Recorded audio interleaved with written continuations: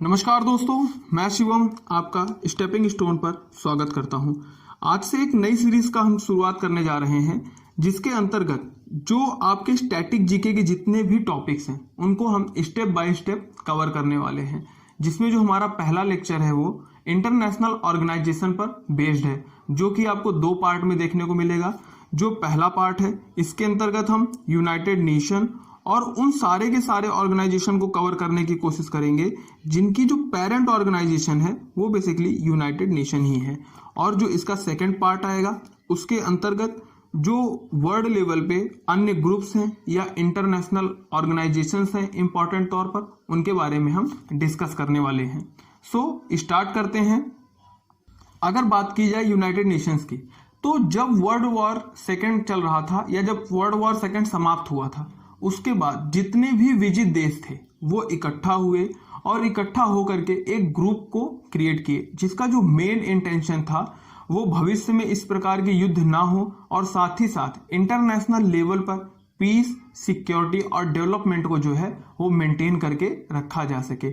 इस विजन के साथ जो है यूनाइटेड नेशन की स्थापना हुई, जिसकी जो स्थापना थी वो 24 अक्टूबर 1945 को हुई थी। इसका जो हेडक्वार्टर है वो आपको न्यूयॉर्क यूनाइटेड स्टेट्स में मिलेगा। जब इस ग्रुप की स्थापना हुई थी तब उस टाइम जो है आपको टोटल 51 मेंबर्स जो हैं मिलेंगे, लेकिन आज प्रेजेंट टाइम में जो है आपको इस ग्रुप में 193 मेंबर्स जो हैं मिलते हैं। वहीं जो इसका लेटेस्ट मेंबर की अगर बात की जाए तो उसमें जो है आपको साउथ सूडान मिलेगा। अगर हम बात करते हैं यूनाइटेड नेशंस के प्रिंसिपल ऑर्गन्स का, तो उसमें आपको जनरल असेंबली मिलेगी, जिसके अंदर आपको टोटल 193 मेंबर्स मिलने वाले हैं। सिक्योरिटी काउंसिल मिलेगी, इकोनॉमिक एंड सोशल काउंसिल मिलेगी, ट्रस्टशिप काउंसिल मिलेगी, जो कि प्रेजेंट टाइम में जो है वो इनएक्टिव हो चुकी है, और इंटरनेशनल कोर्ट ऑफ जस्टिस मिलेगा, जिसके अंतर्गत जो अंतरराष्ट्रीय स्तर पर जितने भी विवाद होते हैं उनको सुलझाया जाता है, और यूएन सेक्रेटेरिएट मिलेगा। अब हम थोड़ा इन ऑर्गन्स के बारे में देख लेते हैं। तो बात करते हैं पहले यूनाइटेड नेशन जनरल असेंबली की। इसके अंतर्गत टोटल आपको 193 मेंबर्स मिलने वाले हैं। जितने भी विश्व स्तर पर जितने देश हैं या जितने भी मेंबर कंट्रीज हैं इस यूनाइटेड नेशंस के, उन सभी देशों का जो रिप्रेजेंटेशन है वो बेसिकली इस असेंबली में मिलेगा, जिसका जो मेन काम है किसी भी प्रकार की पॉलिसी बनाई जाती है या अपने देश का जो रिप्रेजेंटेशन होता है वो बेसिकली इसी असेंबली के अंतर्गत किया जाता है। अगर इसके फॉर्मेशन की बात करते हैं तो जो इसकी स्थापना थी वो 1945 में हुई थी, और जो इसका हेडक्वार्टर है वो आपको न्यूयॉर्क यूएसए में मिल जाएगा।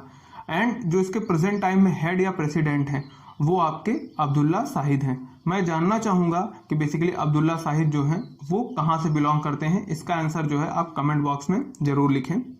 नेक्स्ट की बात करते हैं तो यूनाइटेड नेशंस सिक्योरिटी काउंसिल, जो कि पूरे के पूरे यूनाइटेड नेशंस में सबसे ज़्यादा अगर कोई इंपॉर्टेंस रखती है तो आपकी ये काउंसिल रखती है, जिसके अंदर आपको टोटल 15 मेंबर्स मिलेंगे, जिसमें आपको 5 परमानेंट मेंबर यूएसए, यूके, रसिया, चाइना और फ्रांस मिलते हैं, जिनके पास एक स्पेशल प्रकार का वीटो होता है। कहने का मतलब अगर पूरे के पूरे जो जनरल असेंबली है और साथ ही साथ जो सिक्योरिटी काउंसिल है वो किसी रेजोल्यूशन को या किसी चार्टर को पास करने की कोशिश करते हैं, तो उसमें से यदि जो टॉप 5 परमानेंट मेंबर्स हैं या जो 5 परमानेंट मेंबर हैं उसमें से किसी भी एक देश को आपत्ति है तो वो अपने वीटो पावर से उस पूरे के पूरे रेजोल्यूशन को या उस चार्टर को रद्द कर सकता है। और वहीं हम नॉन परमानेंट मेंबर्स की अगर बात करते हैं तो उनकी जो संख्या है वो आपको 10 मिलेगी, जो कि प्रत्येक 2 साल के लिए इलेक्ट किए जाते हैं, और 2 साल के बाद वो देश का जो प्रतिनिधित्व ये जो रिप्रेजेंटेशन होता है इस नॉन परमानेंट काउंसिल में वहां से हट जाता है, और जो अन्य 193 देश हैं उसमें से किसी एक मेंबर कंट्री का जो है फिर से प्रतिनिधित्व इसके अंतर्गत आ जाता है। इसकी भी जो स्थापना थी वो 24 अक्टूबर 1945 को ही हुई थी, और जो इसका हेडक्वार्टर है वो आपको न्यूयॉर्क यूनाइटेड स्टेट में ही देखने को मिलेगा। नाउ अब हम बात करते हैं इंटरनेशनल कोर्ट ऑफ जस्टिस की। तो देखो, जो अंतरराष्ट्रीय स्तर पर या विश्व स्तर पर एक देश या दूसरे देश के मध्य कोई भी विवाद होते हैं या कोई समस्या आती है तो जो उसका निस्तारण होता है वो बेसिकली इसी कोर्ट के द्वारा किया जाता है। और यहाँ पर जो निस्तारण करने के लिए जजों की संख्या है वो टोटल 15 हैं।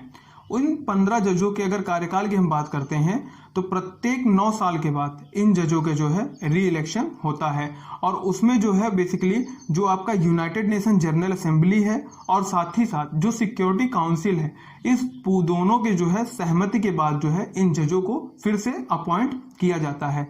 इन जजों में अगर बात की जाए तो भारत की तरफ से जो है दलवीर भंडारी भी जज हैं, जो कि बेसिकली भारत मूल के हैं। इसकी स्थापना की बात की जाए तो 1945 में जो है इसकी स्थापना हुई थी और जो इसका हेडक्वार्टर आपको मिलेगा वो द हेग में मिलेगा, जो कि नीदरलैंड की एक बेहतरीन सिटी है। नेक्स्ट की बात करते हैं यूनाइटेड नेशंस डेवलपमेंट प्रोग्राम। इसका जो मेन काम है वो बेसिकली देश से पॉवर्टी को खत्म करना, साथ ही साथ सस्टेनेबल इकोनॉमिक ग्रोथ को और ह्यूमन डेवलपमेंट को मेंटेन करके रखना है। जो इसकी स्थापना हुई थी वो 22 नवंबर 1965 को हुई थी और जो इसका हेडक्वार्टर है वो आपको यूएस में ही मिलेगा, न्यूयॉर्क सिटी में। देखो जो यूएनडीपी है इसका याद हेडक्वार्टर और फॉर्मेशन ये तो याद करना ही है, उसके साथ साथ जो इसमें सबसे इंपॉर्टेंट चीज है वो इसके द्वारा जारी की जाने वाली रिपोर्ट है, जिसमें जो ह्यूमन डेवलपमेंट इंडेक्स होता है वो बेसिकली आपका जो है यूएनडीपी के द्वारा ही जारी किया जाता है, जिसमें जो भारत की रैंक है वो 131 है। नेक्स्ट की बात की जाए तो यूनाइटेड नेशंस इन्वायरमेंट प्रोग्राम, जिसे शॉर्ट फॉर्म में आपको यूएनईपी भी कहा जाता है, ये जो है बेसिकली यूनाइटेड नेशंस के अंदर जो इन्वायरमेंट के रिगार्डिंग या क्लाइमेट चेंज के रिगार्डिंग जितनी भी बातें होती हैं वो बेसिकली इसी ग्रुप के द्वारा किया जाता है। इसकी जो स्थापना है वो 1972 में हुई थी और जो इसका हेडक्वार्टर है वो नैरोबी केनिया में है। इसको आप ध्यान में रखना, क्योंकि जो इसका हेडक्वार्टर है वो अन्य जो यूनाइटेड नेशन से रिगार्डिंग ऑर्गेनाइजेशंस हैं उनसे थोड़ा अलग है।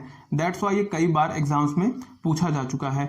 और इसके द्वारा अगर जो रिपोर्ट जारी की जाती हैं उनको देखा जाए तो जो ग्लोबल इन्वायरमेंट आउटलुक होता है और साथ ही साथ जो actions on air quality report है, ये दोनों के दोनों जो रिपोर्ट्स हैं वो आपकी यूएनईपी के द्वारा ही जारी की जाती हैं, जो कि काफ़ी इंपॉर्टेंट है। नेक्स्ट की बात की जाए वर्ल्ड इकोनॉमिक फोरम, जो कि इंटरनेशनल नॉन गवर्नमेंटल ऑर्गेनाइजेशन है, जिसकी स्थापना जनवरी 1971 में हुई थी और जो इसका हेडक्वार्टर मिलेगा वो आपको जिनेवा स्विट्जरलैंड में मिलेगा। देखो जो वर्ल्ड इकोनॉमिक फोरम है इसका हेडक्वार्टर और फाउंडेशन ये तो इंपॉर्टेंट है, लेकिन जो इसकी सबसे इंपॉर्टेंट चीज को अगर हम बात कर ली जाए तो इसके द्वारा जारी की जाने वाली रिपोर्ट्स हैं, जिसमें आपको ग्लोबल कॉम्पिटिटिव इंडेक्स है, उसमें भारत की अगर हम रैंक बात कर लेते हैं तो 37 है। वहीं इंक्लूसिव ग्रोथ और डेवलपमेंट रिपोर्ट की बात करते हैं तो इसके द्वारा ही जारी की जाती है, जिसमें जो भारत का स्थान है वो 62 है। ग्लोबल जेंडर गैप, जो कि कई बार एग्जाम्स में पूछा जा चुका है, उसमें जो भारत की अगर प्रेजेंट टाइम में हम बात करते हैं तो 124 है, वो भी इसी के द्वारा जारी की जाती है। और जो ग्लोबल रिस्क रिपोर्ट है वो भी आपकी जो है वर्ल्ड इकोनॉमिक फोरम के द्वारा ही जारी की जाती है। नेक्स्ट की बात करते हैं तो वर्ल्ड बैंक। देखो जो वर्ल्ड बैंक है और जो आईएमएफ है, इन दोनों की स्थापना बेसिकली ब्रिटेन वुड्स कॉन्फ्रेंस के द्वारा या चार्टर के द्वारा हुई थी, इसीलिए इन्हें जो है ब्रिटेन वुड्स ट्विंस के नाम से भी जाना जाता है।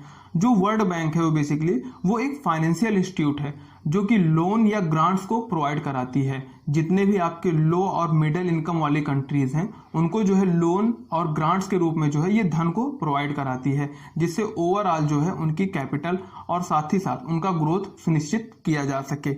और अगर हम इसकी स्थापना की बात करते हैं तो इसकी जो स्थापना हुई थी वो जुलाई 1944 में हुई थी। इसका जो हेडक्वार्टर मिलेगा आपको वॉशिंगटन डीसी में मिलेगा और यहीं पर आपको आईएमएफ का भी हेडक्वार्टर मिलेगा।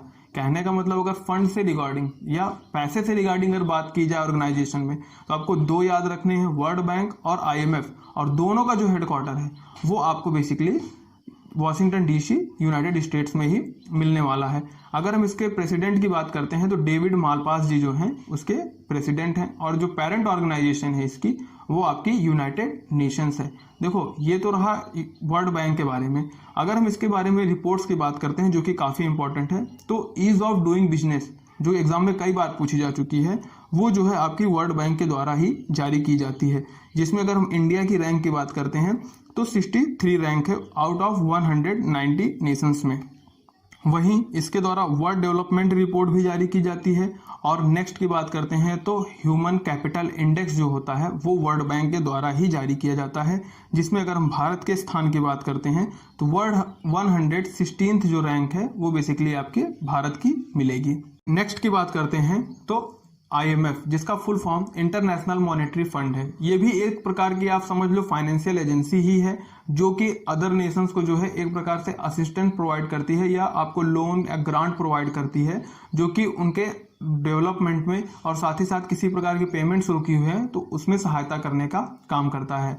और अगर हम इसके स्थापना की बात करते हैं तो जुलाई 1944 में इसकी भी स्थापना हुई थी। जैसे मैंने बताया था आपको वर्ल्ड बैंक के साथ ही कि वर्ल्ड बैंक की और जो IMF की है, इन दोनों की स्थापना एक साथ ही हुई थी। और जो इनका हेडक्वार्टर है वो भी जो है एक ही स्थान पर है, वॉशिंगटन DC में। एंड इसके जो प्रेजेंट में प्रेसिडेंट हैं वो क्रिस्टलिना है। और इसके द्वारा जो रिपोर्ट जारी की जाती हैं इनको ध्यान में रखिएगा। वर्ल्ड इकोनॉमिक आउटलुक ये जो है आपको IMF के द्वारा जारी की जाएगी, और जो ग्लोबल फाइनेंशियल स्टेबिलिटी रिपोर्ट होती है वो भी जो है IMF के द्वारा ही जारी की जाती है। जो आपकी वर्ल्ड इकोनॉमिक आउटलुक है उसमें अगर हम इंडिया की बात करते हैं तो 114th रैंक जो है वो आपके इंडिया की है। नेक्स्ट ऑर्गेनाइजेशन की बात करें तो यूनिसेफ, जिसका full form United Nations children's fund है, इसकी जो स्थापना है वो 1946 में हुई थी। और जो इसका हेडक्वार्टर मिलेगा आपका वो बेसिकली आपको न्यूयॉर्क में मिलेगा। और जो इसका पेरेंट ऑर्गेनाइजेशन है वो आपकी यूनाइटेड नेशन जनरल असेंबली ही है। इसमें जो सबसे ज़्यादा इंपॉर्टेंट है वो इसके द्वारा जारी की जाने वाली रिपोर्ट्स हैं और जो हेडक्वार्टर फॉर्मेशंस हैं। देखो जो इसके द्वारा रिपोर्ट जारी की जाती हैं उसमें आपको रेगुलर रिसोर्सेस वाली रिपोर्ट, और सेकंड की अगर हम बात कर लेते हैं तो the state of the world children's जो रिपोर्ट होती है, वो दोनों जो रिपोर्ट हैं वो बेसिकली आपकी यूनिसेफ के द्वारा जारी की जाती हैं।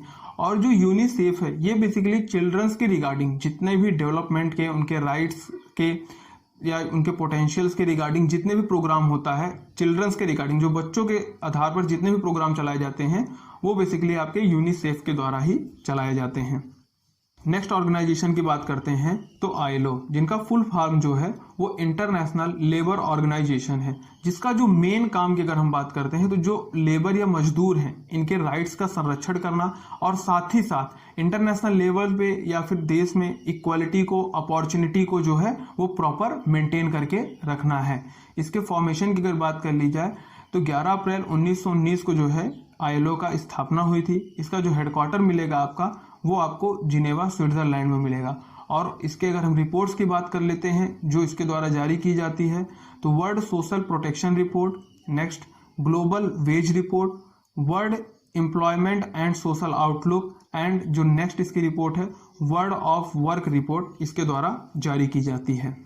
नेक्स्ट की बात की जाए तो वर्ल्ड फूड प्रोग्राम, जो कि वर्ल्ड की लार्जेस्ट ह्यूमैनिटेरियन एजेंसी है, जिसका जो मेन काम है वो सभी देशों में जो है भूखमरी को और जो कुपोषण है इसको समाप्त करना है। इसकी जो स्थापना है वो 19 दिसंबर 1961 में हुई थी। और जो उसका हेडक्वार्टर आपको देखने को मिलेगा वो बेसिकली रोम, इटली में मिलेगा। जो इसके करंट हेड हैं वो डेविड बेस्ली हैं। और जो इसके पेरेंट ऑर्गेनाइजेशन है वो भी बेसिकली आपका यूनाइटेड नेशन जनरल असेंबली ही मिलेगी।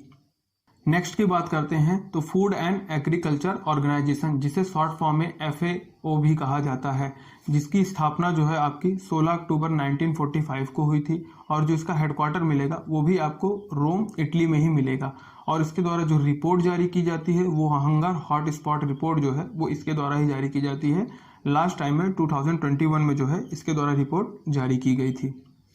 नेक्स्ट की बात करते हैं इंटरनेशनल सिविल एविएशन ऑर्गेनाइजेशन, जिसका जो मुख्य काम है वैश्विक स्तर पर जो आपका एयर ट्रांसपोर्ट है इसके स्टैंडर्ड्स को मेंटेन करना है। साथ ही अगर हम इसके फॉर्मेशन की बात करते हैं तो 4 अप्रैल 1947 को इसका फॉर्मेशन हुआ था। और जिसका हेडक्वार्टर जो है वो आपको मॉन्ट्रियल कनाडा में मिलेगा। इसके द्वारा जो रिपोर्ट जारी की जाती है वो सेफ्टी रिपोर्ट है। नेक्स्ट ऑर्गेनाइजेशन की बात करते हैं तो WTO, जिसका फुल फॉर्म है वर्ल्ड ट्रेड ऑर्गेनाइजेशन, जो कि पहले GATT के नाम से जानी जाती थी, जिसका full form general agreement tariff and trade था, जिसकी स्थापना जो है 1947 में ही हो गई थी। और उसका जो प्रोसेस था वो बेसिकली 1948 से स्टार्ट हो गया था, लेकिन 1995 में उसे अपग्रेड किया गया और वर्ल्ड ट्रेड ऑर्गेनाइजेशन की स्थापना की गई, जिसका जो मेन काम है वैश्विक स्तर पर जितने भी देश हैं, चाहे फिर वो डेवलप्ड नेशन हो या डेवलपिंग नेशन हो, इनको बराबर सहभागिता मिलती रहे, इस चीज़ का जो निर्धारण होता है वो बेसिकली WTO के द्वारा ही किया जाता है। और जो इसका हेडक्वार्टर है वो बेसिकली आपको जिनेवा स्विट्जरलैंड में मिलेगा। और जो इसके हेड हैं नाकोजी ओंकाजो, ये कई बार एग्जाम्स में आ भी चुके हैं, सो इसे इंपॉर्टेंट मार्क कर लीजिए और इसे याद करके रखना क्योंकि ये कई बार एग्जाम्स में पूछा जा चुका है। नेक्स्ट की बात करते हैं इंटरनेशनल मैरीटाइम ऑर्गेनाइजेशन, जिसका शॉर्ट फॉर्म जो है IMO भी है, जिसकी स्थापना जो है 17 मार्च 1948 में हुई थी और जो इसका हेडक्वार्टर है वो बेसिकली आपको लंदन यूनाइटेड किंगडम में देखने को मिलेगा। अगर हम इसके मेन काम की बात करते हैं या मेन इंटेंशन की बात करते हैं तो जो इंटरनेशनल लेवल पे जो आपका वाटर का है या जो मैरीटाइम वाटर है, इसके रिगार्डिंग कंसर्न्स या फिर जो इसके रिगार्डिंग कोई भी लॉज आते हैं वो बेसिकली इसी ऑर्गेनाइजेशंस के द्वारा देखा जाता है। जो समुद्र के रिगार्डिंग जो इन्वायरमेंटल कंसर्न्स हैं वो भी देखा जाता है। सिक्योरिटी को इंश्योर करना, वो सारी की सारी जो प्रक्रियाएं हैं वो आपकी जो है इंटरनेशनल मैरीटाइम ऑर्गेनाइजेशन के द्वारा ही रेगुलेट की जाती हैं। नेक्स्ट ऑर्गेनाइजेशन की बात करते हैं तो UNHCR, जिसका फुल फॉर्म जो है United Nations high commissioner for refugees है। रिफ्यूजीज मतलब होता है शरणार्थी। कहने का मतलब जैसे कि कोई देश में किसी प्रकार की समस्या हुई, जैसे आप एग्जांपल ले लीजिए अफगानिस्तान का, या एग्जांपल ले लीजिए म्यांमार का जहाँ से रोहिंग्या काफ़ी मात्रा में बाहर निकले थे, या एग्जांपल ले लीजिए यूक्रेन का। जब वहाँ पर वॉर स्टार्ट हुई तो वहाँ से बहुत सारे जो लोग हैं वो माइग्रेट कर गए, अन्य देशों में गए। तो जब वो दूसरे देशों में चले जाते हैं तो वहाँ के लिए वो एक रिफ्यूजी के तरीके से देखे जाते हैं। तो उन लोगों को बेसिकली जो वर्ल्ड वाइड लेवल पे जितने भी रिफ्यूजीज हैं उनको बेसिकली उनके घर को वापस लौटाना या उनके घर को वापस पहुंचाना और साथ ही साथ जहां पर वो रहते थे वहां उनको सेटल कराने का जो मेन काम है वो बेसिकली इस ऑर्गेनाइजेशन के द्वारा देखा जाता है। और जो उनके बेसिकली राइट्स होते हैं उन सब चीज़ों को मेंटेन करने का जो काम है वो UNHCR के द्वारा ही किया जाता है। इसकी जो स्थापना है 1 जनवरी 1951 में की गई थी और जो इसका हेडक्वार्टर मिलेगा वो आपका जो है जिनेवा स्विट्जरलैंड में मिलेगा। वहीं जो इसके द्वारा रिपोर्ट जारी की जाती है दी ग्लोबल रिपोर्ट जो है वो इस ऑर्गेनाइजेशन के द्वारा जो है जारी की जाती है। नेक्स्ट ऑर्गेनाइजेशन की बात करते हैं तो यूनेस्को, जिसका फुल फॉर्म जो है United Nations educational scientific and cultural organisation है। देखो नाम से ही आपको पता चल रहा है कि कल्चरल ऑर्गेनाइजेशन, एजुकेशनल, साइंटिफिक, कहने का मतलब जो इन सब चीज़ों से रिगार्डिंग जितने भी चीज़ों का जो संरक्षण है वो बेसिकली यूनेस्को के द्वारा ही दिया जाता है। उसमें किसी भी देश में या विश्व स्तर पर जितने भी हिस्टोरिकल साइट्स हैं या हिस्टोरिकल कल्चरल साइट्स हैं उन सभी का जो संरक्षण है वो बेसिकली यूनेस्को के द्वारा ही दिया जाता है, जिसकी जो पेरेंट ऑर्गेनाइजेशन है वो आपकी यूनाइटेड नेशन ही है। और इसकी जो स्थापना है 16 नवंबर 1945 में हुई थी और जो इसका हेडक्वार्टर है वो आपको पेरिस फ्रांस में देखने को मिलेगा। वहीं ग्लोबल एजुकेशन मॉनिटरिंग रिपोर्ट जो है वो यूनेस्को के द्वारा ही जारी की जाती है। नेक्स्ट की बात करते हैं तो अंकटाड, जिसका full form United Nations conference on trade and development है। नाम से ही कंफर्म है कि ट्रेड के रिगार्डिंग और डेवलपमेंट के रिगार्डिंग जो भी इश्यूज होते हैं उस पर जो कमिटीज या फिर जो लॉज लाए जाते हैं वो बेसिकली अंकटाड के द्वारा देखे जाते हैं। और जो ये अंकटाड है ये बेसिकली अगर बात की जाए तो यूनाइटेड नेशंस का जो सेक्रेटरीट वाला ऑर्गन्स है उसके अंतर्गत आता है। इसकी जो स्थापना है वो 30 दिसंबर 1964 को हुई थी और जो इसका हेडक्वार्टर है वो आपको जिनेवा स्विट्जरलैंड में मिलेगा। और वहीं जो वर्ल्ड इन्वेस्टमेंट रिपोर्ट आती है वो बेसिकली आपकी अंकटाड के द्वारा ही जारी की जाती है। और अगर हम इसके करंट प्रेसिडेंट की बात करते हैं तो रेबिका जी जो हैं इसकी करंट प्रेसिडेंट हैं। और अगर हम इस जो ये वर्ल्ड इन्वेस्टमेंट रिपोर्ट है अगर हम इसमें भारत के रैंक की बात करते हैं तो जो इंडिया की रैंक है वो ओवरऑल जो है 7th रैंक है। नाउ हम बात करते हैं नेक्स्ट ऑर्गेनाइजेशन की WHO, जिसका फुल फॉर्म जो है वर्ल्ड हेल्थ ऑर्गेनाइजेशन है, जिसका जो मेन काम है वैश्विक स्तर पर किसी भी प्रकार की अगर बीमारी आ रही है, महामारी आ रही है या हेल्थ के रिगार्डिंग कोई भी इश्यूज आ रहा है तो उसके रिगार्डिंग जितने भी वर्क किए जाते हैं या वैक्सीन को डेवलप करना या हर देशों को पहुंचाना, ये सारा का सारा काम जो है वो वर्ल्ड हेल्थ ऑर्गेनाइजेशन के द्वारा किया जाता है, जिसकी स्थापना जो है 7 अप्रैल 1948 को हुई थी और जो इसका हेडक्वार्टर है जिनेवा स्विट्जरलैंड में देखने को मिलेगा। और जो इसके करंट हेड हैं वो टेड्रोस जी हैं। नेक्स्ट ऑर्गेनाइजेशन की बात की जाए तो वर्ल्ड मेट्रोलॉजिकल ऑर्गेनाइजेशन, जिसको शॉर्ट फॉर्म में WMO कहा जाता है, इसका जो मेन काम है exchange of meteorological data and information. कहने का मतलब वैश्विक स्तर पर जो क्लाइमेट है या मौसम के रिगार्डिंग जो डेटा शेयर किए जाते हैं वो इस ऑर्गेनाइजेशन के द्वारा किया जाता है। इसकी जो स्थापना है 23 मार्च 1950 को हुई थी और जो इसका हेडक्वार्टर है वो आपको जिनेवा स्विट्जरलैंड में देखने को मिलेगा। नेक्स्ट, इंटरनेशनल एटॉमिक एजेंसी, जिसका जो मेन काम है वैश्विक स्तर पर जो है न्यूक्लियर के फील्ड में जितने भी काम होते हैं, एक देश से दूसरे देश के बीच में जो डेटा शेयरिंग होती है, टेक्नोलॉजी शेयरिंग होती है, उन सब चीज़ों को जो है इस एजेंसी के द्वारा रेगुलेट किया जाता है। और जो न्यूक्लियर है या फिर जो आपको न्यूक्लियर वेपन है या फिर न्यूक्लियर टेक्नोलॉजीज हैं, उसको पीसफुल तरीके से आप कैसे यूज़ कर सकते हो, इन सब चीज़ों के रिगार्डिंग जो इन्फॉर्मेशन होती हैं, जो लॉज होते हैं, वो इस एजेंसी के द्वारा बनाए जाते हैं। इसका जो फॉर्मेशन है 29 जुलाई 1957 में हुआ था। इसका जो हेडक्वार्टर है वो वियना ऑस्ट्रिया में है। और technical corporation report, nuclear technology review report, ये दोनों रिपोर्ट जो हैं बेसिकली इस एजेंसी के द्वारा जो है जारी की जाती हैं। नेक्स्ट की बात करते हैं इंटरनेशनल ऑर्गेनाइजेशन फॉर माइग्रेशन, जिसका जो मेन काम होता है जो माइग्रेंट्स का इशू है, इस चीज को बेसिकली मेंटेन करना और इन सब चीज के रिगार्डिंग जितने भी लॉज होते हैं वो जो है इस ऑर्गेनाइजेशन के द्वारा बनाया जाता है। इसकी जो स्थापना है 6 दिसंबर 1951 को हुई थी और जो इसका हेडक्वार्टर है वो आपको जिनेवा स्विट्जरलैंड में देखने को मिलेगा। वहीं जो इसके करंट हेड हैं वो एस्टोनियो कॉरिनो हैं। एंड मेंबर कंट्रीज की बात कर ली जाए तो 173 जो हैं इसके मेंबर कंट्रीज हैं। नेक्स्ट की बात करते हैं organisation for the prohibition of chemical weapons. देखो, इस ऑर्गेनाइजेशन को इनरोल करने का जो मेन रीजन है, अगर आप रिसेंट में देखे हो तो यूक्रेन की तरफ से काफी सारी न्यूज आई हैं कि रसिया जो है केमिकल वेपन्स का यूज कर रहा है। तो वैश्विक स्तर पर युद्ध के दौरान या कोई भी नॉर्मल कंडीशंस में केमिकल वेपन्स का जो यूज होता है, उस चीज को रोकने के लिए बेसिकली इस ऑर्गेनाइजेशन को बनाया गया है, जिसकी जो स्थापना है 29 अप्रैल 1997 में हुई थी और जो इसका हेडक्वार्टर है वो आपको हेग नीदरलैंड में मिलेगा। नेक्स्ट ऑर्गेनाइजेशन की बात करते हैं तो United Nations framework convention on climate change. Climate change के रिगार्डिंग जितने भी प्रकार के इश्यूज या रिपोर्ट्स आती हैं वो बेसिकली इसी ऑर्गेनाइजेशंस के द्वारा तैयार किया जाता है। इसका जो फॉर्मेशन था वो 1992 में हुआ था और जो इसका हेडक्वार्टर है वो बोन जर्मनी में है।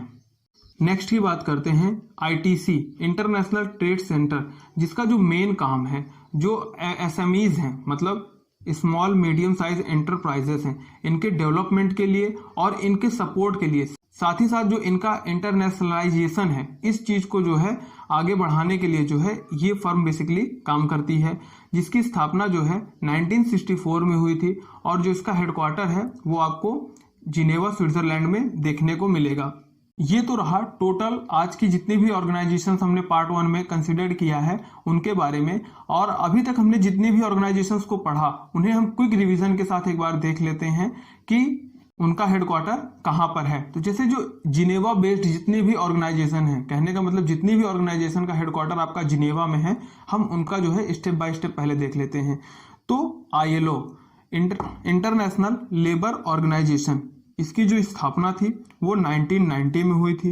नेक्स्ट की बात करते हैं वर्ल्ड हेल्थ ऑर्गेनाइजेशन WHO, इसकी जो स्थापना है 1948 में हुई थी। नेक्स्ट वर्ल्ड इकोनॉमिक फोरम, जिसकी स्थापना 1971 में हुई थी। वर्ल्ड ट्रेड ऑर्गेनाइजेशन, जिसकी स्थापना 1995 में हुई थी। नेक्स्ट UNHCR, जिसकी स्थापना जो है 1951 में हुई थी। अंकटाड, जिसकी स्थापना जो है आपकी 1964 में हुई थी। Next WMO, world meteorological organization, जिसकी स्थापना जो है 1948 में हुई थी। Next international organization for migration, इसकी स्थापना जो है 1951 में हुई थी। और हमारा last ITC, international trade centre, जिसकी स्थापना 1964 में हुई थी। ये जितने भी ऑर्गेनाइजेशन अभी आपने देखे, इनके सारे के सारे जो हेडक्वार्टर हैं वो आपके जिनेवा बेस्ड हैं। नेक्स्ट हम बात करते हैं न्यूयॉर्क बेस्ड जो है हेडक्वार्टर किन किन ऑर्गेनाइजेशन के हैं। तो उसमें आपको मिल जाएगा United nation security council, UNICEF, UNDP और UNGA। ये तो रहे आज के सारे ऑर्गेनाइजेशंस के बारे में। और अब जो हमारा सेकंड पार्ट आएगा इसका, उसके अंतर्गत जो है अंतरराष्ट्रीय जितने भी ग्रुप हैं और साथ ही साथ जो अन्य ऑर्गेनाइजेशंस हैं जो अपनी एक इम्पोर्टेंस रखते हैं वैश्विक स्तर पर, हम उनके बारे में डिस्कस करने वाले हैं। और अगर आपको इसका PDF चाहिए तो आप हमारे टेलीग्राम चैनल को जो है ज्वाइन कर सकते हैं। इसका जो लिंक है वो आपको डिस्क्रिप्शन बॉक्स में मिल जाएगा।